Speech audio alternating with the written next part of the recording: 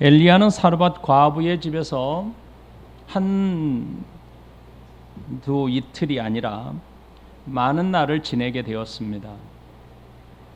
놀랍게도 그녀의 지배통에는 가루가 떨어지지 않았어요. 그리고 병에 기름도 없어지지 않았습니다.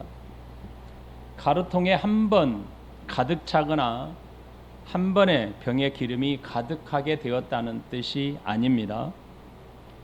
남은 걸 꺼내 먹으면 다시 있고 기름을 또 털어서 사용하면 원래대로 있게 되었다는 뜻입니다.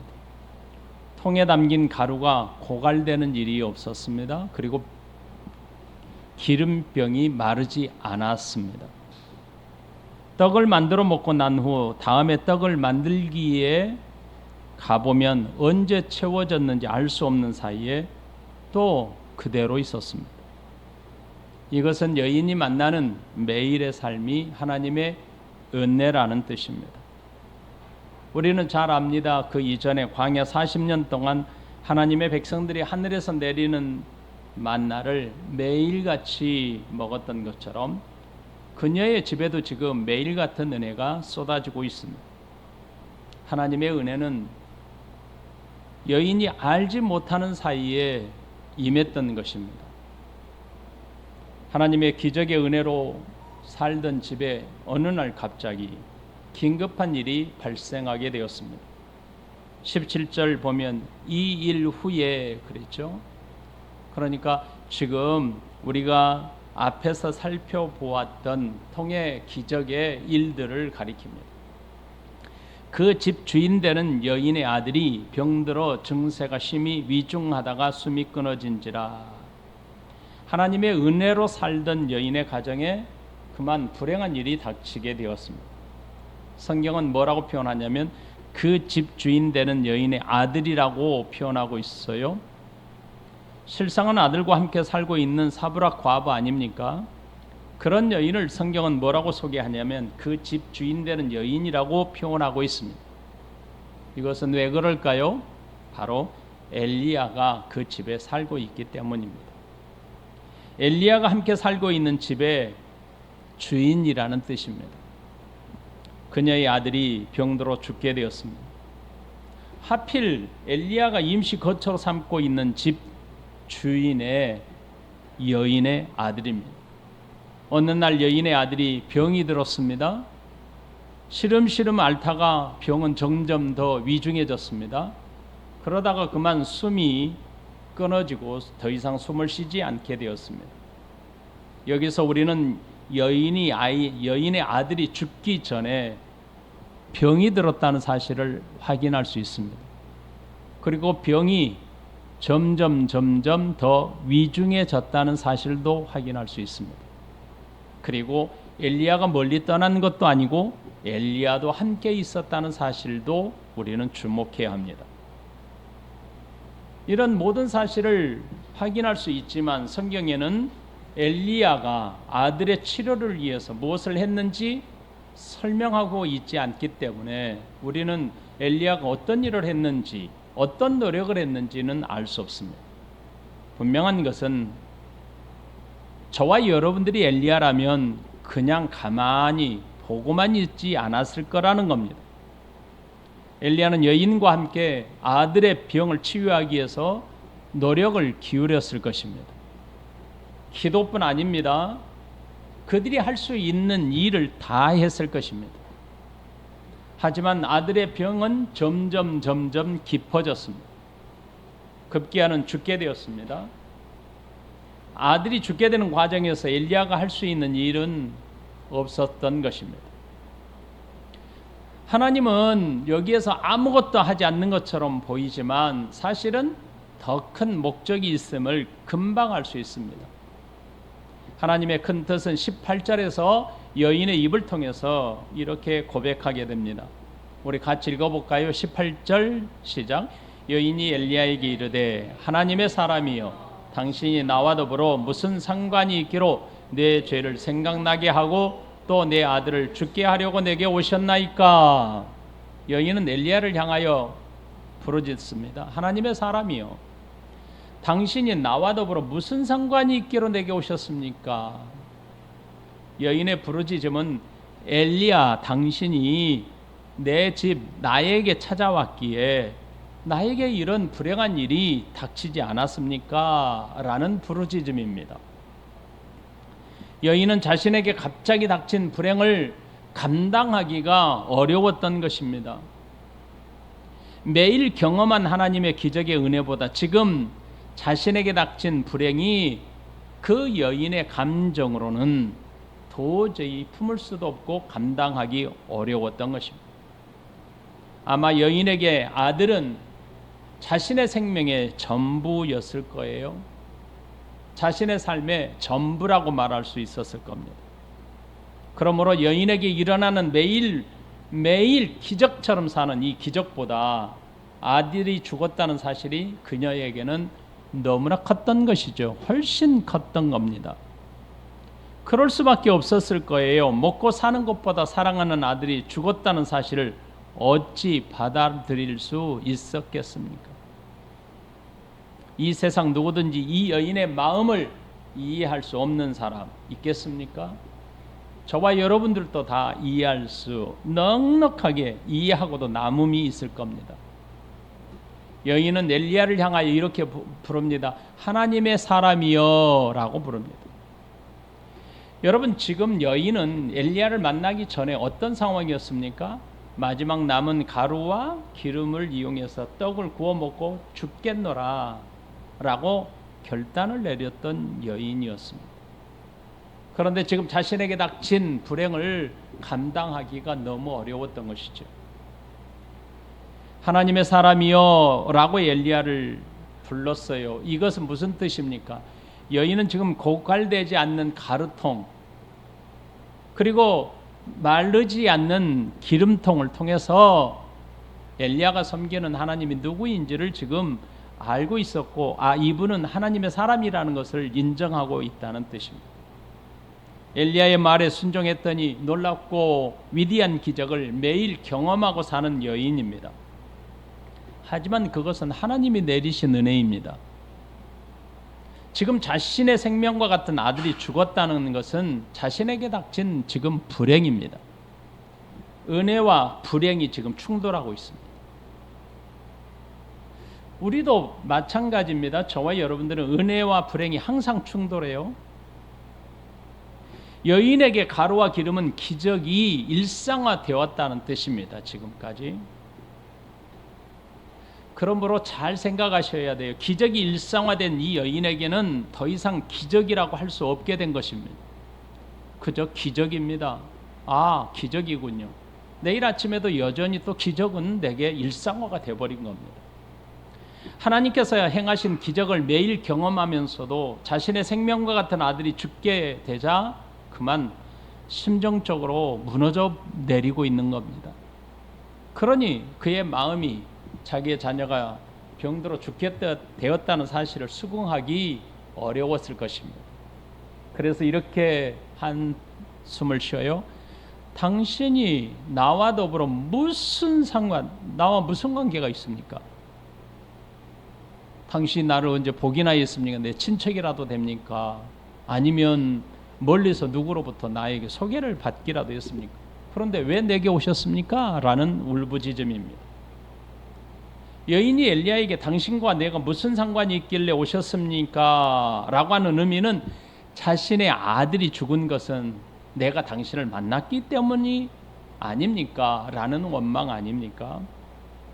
여인의 말 속에는 엘리야를 위해서 먹을 것과 쉴 것을 제공한 것에 대한 대가, 내가 당신에게 이렇게 잘했는데 그 대가가 아들이 죽는 것으로 결과가 나타나는 것이 맞느냐라는 원망도 함께 담겨져 있습니다. 잘 생각해 보면 사실 엘리야와 여인이 아들이 죽은 것은 아무 상관이 없습니다. 단지 엘리야는 하나님의 인도하심으로 여인의 집에 머무르게 된 것이고 여인과 아들이 지금까지 살아온 것도 하나님의 돌보심이었습니다. 여인은 하나님의 사람을 대접한 것이고 하나님은 여인을 돌보신 겁니다. 그러니 여인이 자신의 아들이 죽은 것에 대해 엘리야에게 따지는 것은 아무런 관련이 없어 보여요. 사실 여인이 엘리야에게 무슨 상관이 있냐고 따진 것은 궁극적으로 보면 하나님과의 관계에 대한 질문인 것입니다. 우리도 얼마든지 그럴 수 있어요. 우리가 연약하기에 언제든지 하나님과의 관계를 부정해 버릴 수 있습니다. 자신에게 행복하고 평안한 일, 형통한 일이 있을 때는 하나님과의 관계가 정상인 듯 보입니다. 신앙생활 하다가 어느 날 갑자기 자신에게 이해할 수 없는 일이 일어나게 되는 경우 얼마든지 하나님과의 관계를 깨뜨리고 박차고 밖으로 나가는 것이 우리의 모습입니다. 불행한 일이 닥칠 때 언제든지 얼마든지 하나님과의 관계를 부정하게 됩니다. 하나님, 제가 하나님을 모른다겠습니까? 내가 하나님을 섬기지 않았습니까? 내가 예배를 드리지 않았습니까? 내가 기도를 하지 않았습니까? 내가 우리 성도들을 섬기지를 않았습니까? 내가 최선을 다해서 섬겼고 내가 최선을 다해서 하나님을 신앙한다고 했는데 어떻게 제게 이런 억울한 일을 일어나게 할 수 있단 말입니까? 라고 원망하게 될 것입니다. 여기서 우리는 여인이 엘리야에게 왜 이토록 매몰차게 질문을 했을지를 생각해 보아야 합니다. 여인은 엘리야가 자신에게 찾아오므로 매일 지금 기적 같은 삶을, 아니죠, 기적의 삶을 살고 있는 것이지요. 먹을 것이 없어 죽겠다고 각오한 여인이 살게 된 이유도 엘리야가 자신에게 찾아왔기 때문 아닙니까? 그런데 자신의 아들이 죽게 된 것이 엘리야가 자신에게 찾아옴으로 일어날 일이다라고 생각한 이유가 도대체 무엇일까요? 그 이유는 여인의 입을 통해서 말하고 있습니다. 여인이 엘리야에게 말하기를 하나님의 사람이여 당신이 나와 더불어 무슨 상관이 있기로 내 죄를 생각나게 하고 또 내 아들을 죽게 하려고 내게 오셨나이까 라고 했습니다. 매일 하나님의 기적으로 살아가고 있던 여인에게 아들이 죽자 엘리야와 무슨 상관이 있는지 스스로 말합니다. 그것은 내 죄가 생각났다는 겁니다. 당신이 내게 오므로 내 죄를 생각나게 했다는 겁니다. 여인의 이 말은 엘리야가 자신에게 찾아오므로 내 죄가 생각났고 내 자신의 죄로 인하여 아들이 죽게 되었다는 것이죠. 여인의 말 속에 우리의 모습이 그대로 투영되어 있습니다. 사실 저와 여러분들은 좋은 일보다는 불행한 일이 일어날 때 내가 잘한 일보다 잘 못한 일이 더 많이 생각나는 법입니다. 그렇지 않습니까? 자녀들이 행복한 삶을 살 때는 그런 생각이 없어요. 그런데 혹 불행한 일을 당하게 될 경우 부모는 내가 잘못해서 그렇지, 내 자신이 뭔가 잘못이 있기 때문에 내 자녀들에게 이런 불행한 일이 닥쳤어 라고 스스로를 자책하게 되는 모습입니다. 여인도 그런 경우와 같아요. 아들의 죽음을 맞이한 여인은 얼마나 스스로 자책했겠습니까? 여인의 말 속에 더 큰 것이 들어있는 것 같아요. 그러니까 자책을 넘어선 무언가 있지요. 엘리야를 만난 이후에 자신의 죄가 생각났다고 고백하고 있어요. 그 죄로 인해 아들이 죽었다고 생각한 겁니다. 여러분, 정말 여인의 말대로 아들이 죽은 것이 여인의 죄 때문일까요? 성경을 본문을 우리가 읽었는데 혹시 여인의 죄 때문에 아들이 죽었다라고 생각할 수 있습니까? 아니잖아요. 그렇죠? 하나님께서 아들을 살려낼 때에 여인의 죄를 지적한 사실이 없습니다. 그러니 여인의 죄 때문이 아니라는 것이죠. 그렇다면 무엇 때문일까요? 무엇 때문에 아들이 죽었을까요? 성경은 분명하게 밝히고 있습니다. 아들이 죽은 것은 병으로 인한 것이라는 것이죠. 성경은 이렇게 말하고 있습니다. 병들어 증세가 심히 위중하다가 숨이 끊어졌다라고 말합니다. 그러니 아들이 죽게 된 원인은 병이 들었기 때문입니다. 여인의 죄 때문에 아들이 죽게 됐다는 것은 아닙니다. 우리도 얼마든지 여인처럼 생각할 수 있습니다. 자신의 죄 때문에 하나님께서 불행한 일이 일어나게 했다고 그렇게 생각할 수 있습니다. 대부분 우리에게 일어나는 일들은 타락한 인간에게 일어나는 자연적인 일들이 많습니다. 대부분입니다. 내 죄 때문에 일어날 수도 있지만 대부분 우리의 생애가 불행한 일은 사실은 인간이 하나님으로부터 떠나 있기 때문에 죄의 영향력 아래에 있기 때문에 일어나는 일이 많습니다. 아침부터 저녁까지 여러분 생각해 보십시오. 쉴 틈 없이 우리의 목숨을 위협하지 않습니까? 한순간도 내 목숨이 위험에서 벗어나서 안정되게 된 적은 없습니다. 그러니 우리는 조금도 방심할 수가 없습니다. 오늘 성경의 여인의 자책에는 아들의 죽음과는 상관이 없어요. 하지만 여인에게 분명한 것은 지금 아들이 죽었다는 데 있습니다. 그리고 여인은 아들이 죽자 자신의 죄로 인한 것으로 알고 자책하고 있다는 것이고, 자신의 죄는 엘리야가 자신에게 찾아옴으로 생각나게 되었다, 내 죄를 깨닫게 되었다는 건 데 있습니다. 이런 여인의 모습은 정당한 모습입니다. 아주 자연스러운 모습입니다. 왜 그런 줄 아세요? 죄에 빠져 사망에 처한 인간은 모든 사람들이 갖게 되는 자연스러운 마음, 당연한 마음입니다. 죄를 생각나는 것은 의로우신 하나님 앞에서 우리의 당연한 신앙인들의 모습입니다. 자신이 의롭다고 여기는 것은 하나님을 만나기 이전입니다. 그러나 하나님을 만난 이후에는 자신이 얼마나 큰 죄인인지를 알게 됩니다. 그리고 죄인임을 고백하게 되죠. 크고 작은 일들이 자신에게 얼마나 많은지를 알게 됩니다. 그러므로 죄가 생각났다는 여인의 고백은 당연한 것입니다. 죄가 생각났다고 고백하는 여인을 통해서 우리가 정리해야 할 분명한 영적 우선순위가 있다는 사실을 명심하십시오. 여인은 자신의 죄가 생각나게 함으로 아들이 죽었다고 생각했지요. 그 이전에는 그런 생각을 할 리가 없지요. 왜요? 아들과 함께 먹고 죽자라고 생각했던 여인 아닙니까? 그러니까 이 죽음에 대해서는 그 여인이 죄라고 여기지 않았어요. 죄가 생각나서 죽은 것이 아닙니다.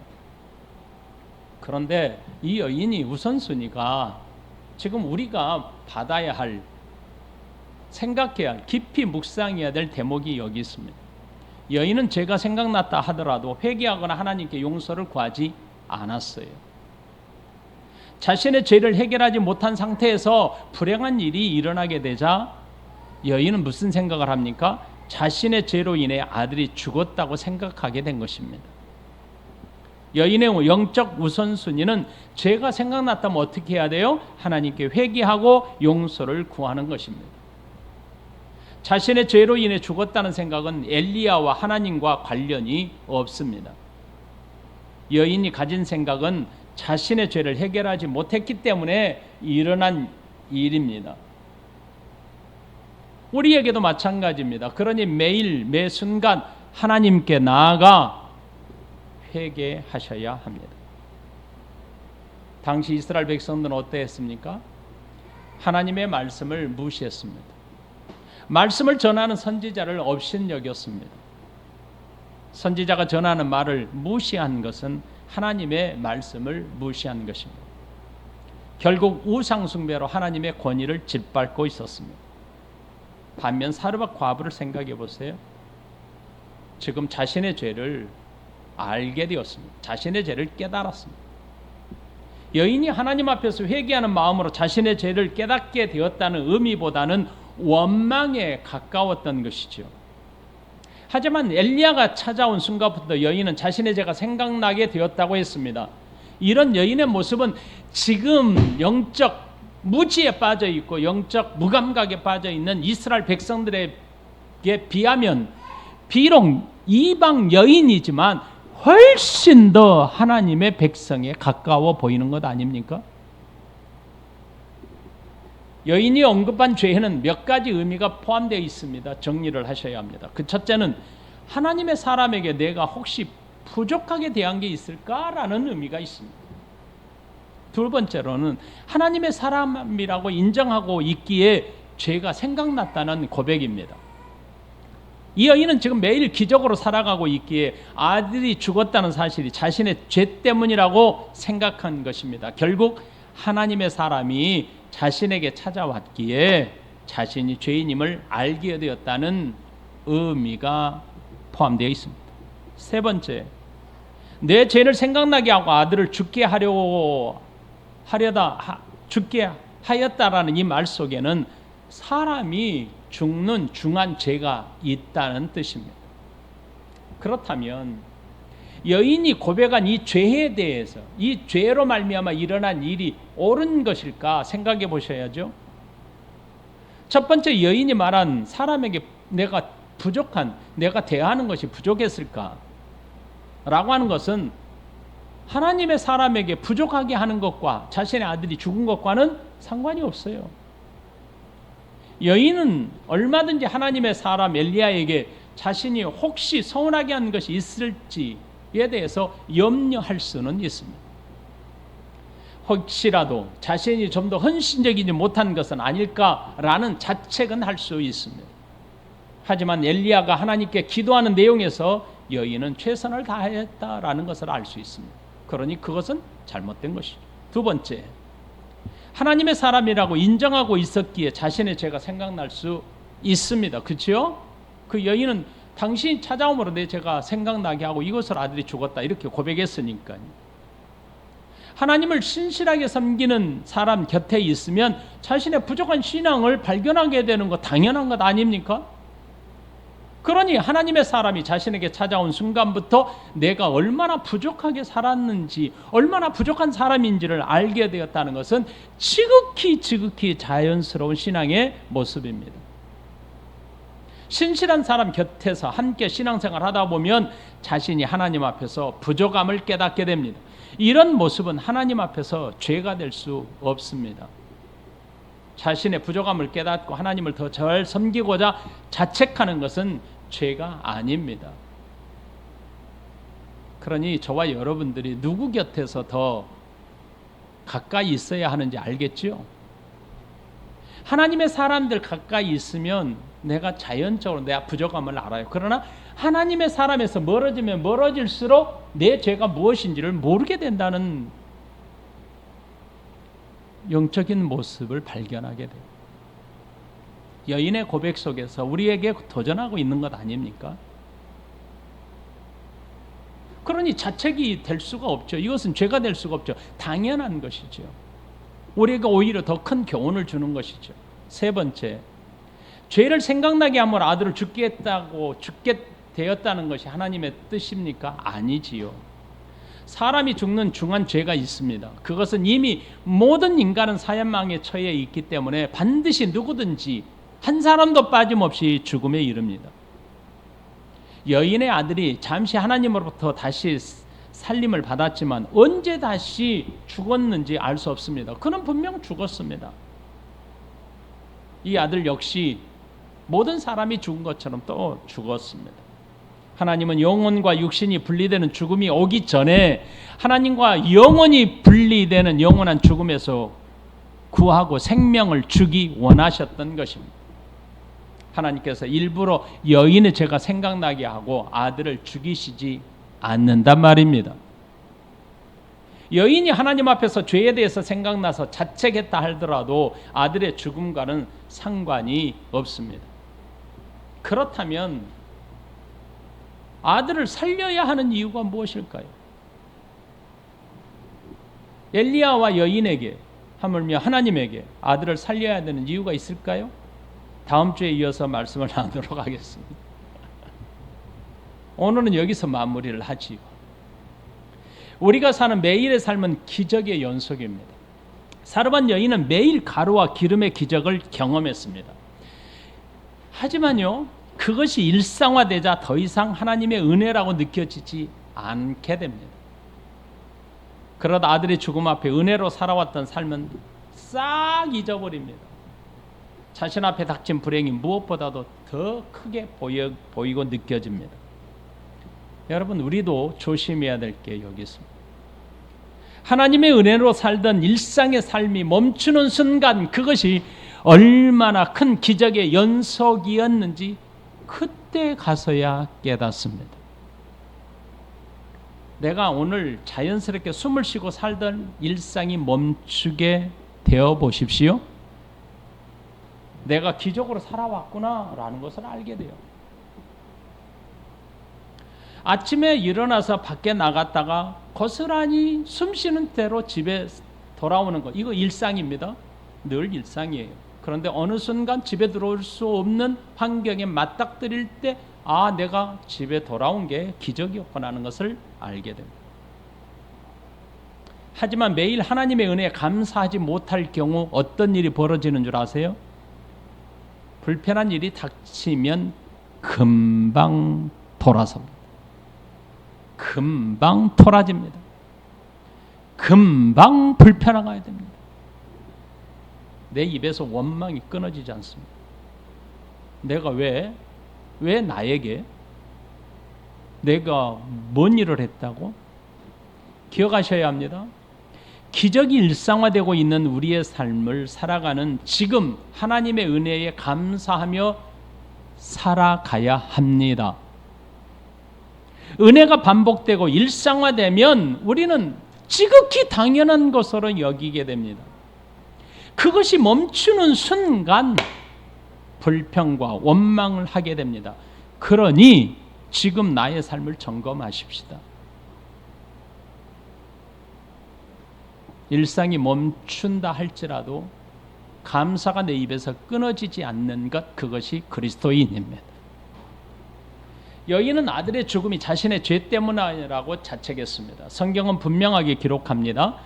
아들이 병들어 증세가 심해졌고 위중하여지다가 죽었다고 밝히고 있습니다. 나에게 불행한 일이 일어나게 되는 날 내 죄 때문이라고 자책함으로 나 스스로 무너지지 않도록 해야 합니다. 자신의 죄가 생각나서 자책하는 일은 없을 수는 없습니다. 그러나 모든 불행이 내 죄로 말미암아 일어났다는 생각은 대단히 위험한 것입니다. 저는 종종 뉴스에서 그런 보도를 많이 봅니다. 자기가 사랑하는 사람이 죽음으로 인하여 스스로 자책하다가 결국 자기도 죽음으로 인생을 불행하게 끝내는 사람들을 종종 봅니다. 굉장히 위험한 생각. 하나님께서 나의 죄로 인해 상관없는 사람을 죽이는 일을 하지 않습니다. 오히려 하나님은 그 뜻을 행하실 계획을 가지고 있습니다. 죄를 생각나게 하기 위해 불행을 주시는 분이 아니라 모든 상황 속에서 하나님께서 큰 뜻을 이루실 겁니다.